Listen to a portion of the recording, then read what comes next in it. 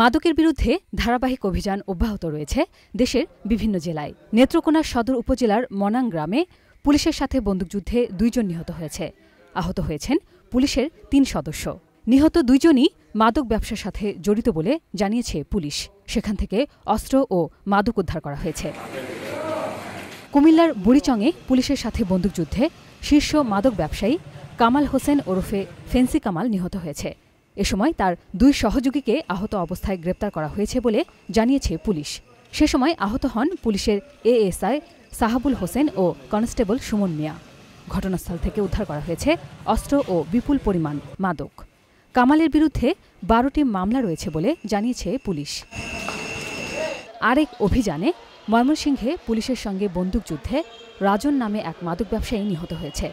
আহত হয়েছেন পুলিশের ২ সদস্য। পুলিশ জানিয়েছে নিহত রাজনের বিরুদ্ধে ৯টি মামলা রয়েছে।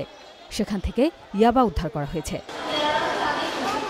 শেরপুরের শীর্ষ সন্ত্রাসী ও মাদক ব্যবসায়ী আবুল কালাম আজাদ ওরফে কালু ডাকাত পুলিশের সাথে বন্দুকযুদ্ধে নিহত হয়েছে।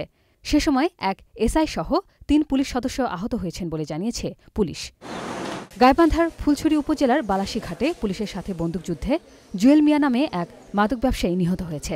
আহত হয়েছেন পুলিশের ৩ সদস্য। পুলিশ সেখান থেকে একটি আগ্নেয়াস্ত্র ও বিপুল পরিমাণ মাদক উদ্ধার করেছে। নিহত জুয়েলের বিরুদ্ধে ১২টি মামলা রয়েছে বলে জানিয়েছে পুলিশ।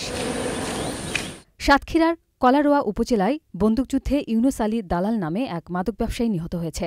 ঘটনাস্থল থেকে একটি 1 শুটার গান, 2 রাউন্ড গুলি ও মাদক উদ্ধার করেছে পুলিশ। নিহত ইউনুস আলী একাধিক মাদক মামলার আসামি বলে জানিয়েছে পুলিশ। কক্সবাজারের মহেশখালীতে ইয়াবা ব্যবসায়ীদের 2 পক্ষের বন্দুকযুদ্ধে মোস্তাক আহমদ নামে এক যুবক নিহত হয়েছে।